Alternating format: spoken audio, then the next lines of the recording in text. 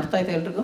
ಅದಕ್ಕೆ ಕೇಳಿದ್ದು ನಿಮ್ಗೆ ಅರ್ಥ ಆಯ್ತಾ ಇಲ್ಲ ಅಂತ. ಆ ವಿಡಿಯೋ ಸ್ವಲ್ಪ ಜಾಸ್ತಿ ಲೆಂತಿಯಾಗಿ ಇತ್ತು, ಸ್ವಲ್ಪ ಕಟ್ ಮಾಡ್ಬೋಯಿತು, ಬಟ್ ನಿಮಗೆ ನೋಡೋಣ ಅಂತ ಹಾಗೆ ಬಿಟ್ಬಿಟ್ಟು. ಸೊ ಈಗ ನಾವು ಯಾರಂತ ಅರ್ಥ ಆಯಿತು? ಸ್ಟಾರ್ ರೂಪದಲ್ಲಿ ಇರ್ತೀವಿ ಅಲ್ಲ? ಅಲ್ಲಿ ಹೆಂಗಿತ್ತು ಆತ್ಮ? ಸ್ಟಾರ್.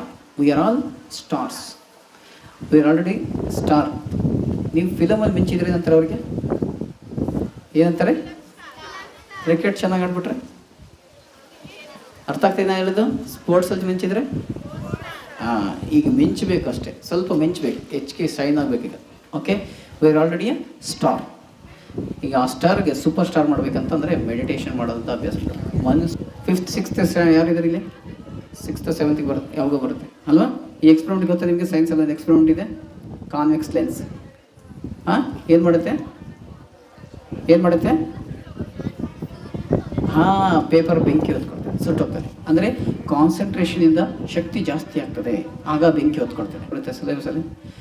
ಅದರಲ್ಲಿ ಸೋಲಾರ್ ಥರ್ಮಲ್ ಪವರ್ ಗಂಟತೆ ಇದೆ, ಸೂರ್ಯನ ಶಾಖದ ಹೀಟ್ ಎನರ್ಜಿ ಅಂತ ಅದಕ್ಕೆ. ಅದನ್ನು ಫೋಕಸ್ ಮಾಡಿ ನಾವು ಕೂಡ ಪವರ್ ಜನ್ರೇಷನ್ ಮಾಡ್ತಾ ಇದ್ದೀವಿ. ಕುಕ್ಕಿಂಗ್ ಮಾಡ್ಬೋದು, ಸೋಲಾರ್ ಕುಕ್ಕಿಂಗ್ ಅಂತ ಬಂದಿದೆ, ನಿಮ್ಗೆ ಗೊತ್ತಿಲ್ಲ ಅನ್ಸುತ್ತೆ ಅದ್ರ ಬಗ್ಗೆ. ಸೊ ಹಾಗೆ ನಮ್ಮ ಮನಸ್ಸನ್ನು ಏಕಾಗ್ರತೆಗೊಳಿಸೋದ್ರಿಂದ ನಾವು ಕೂಡ ಅದ್ಭುತ ಸಾಧನೆ ಮಾಡ್ಬೋದು. ಎನರ್ಜಿ ಒಂದು ಕಡೆ ಫೋಕಸ್ ಮಾಡಿ. ಅರ್ಥ ಆಗ್ತಿದೆಯಾ? ಅದಕ್ಕೋಸ್ಕರ ಈ ಸೆಷನ್ ಮಾಡ್ತಾ ಇರೋದು. ಹೇಗಿದೆ ಅಂದರೆ, ಇದು ಗಾಡಿ, ಇದು ಬಾಡಿ. ಇದೇನಿದು? ಗಾಡಿ ಓಡ್ಸೋಕೆ ಇರಬೇಕು, ಡ್ರೈವರ್ ಬೇಡವಾ? ಓಕೆ, ಈ ಬಾಡಿ ಓಡ್ಸೋಕೆ ಇರಬೇಕು. ನಮ್ಮ ರಾಜ್ಯ, ನಮ್ಮ ದೇಶವನ್ನು ನಶಾಮುಕ್ತ ದೇಶವನ್ನಾಗಿ ಮಾಡಲು ನಮ್ಮ ಶಕ್ತಿಯನುಸಾರ ಸರ್ವ ಪ್ರಯತ್ನಗಳಿಂದಲೂ ಸಹಕಾರ ನೀಡುತ್ತೇನೆ. ಜೈ ಹಿಂದ್, ಜೈ ಭಾರತ್, ವಂದೇ ಮಾತರಂ. ಓಂ ಶಾಂತಿ, ಓಂ ಶಾಂತಿ, ಓಂ ಶಾಂತಿ.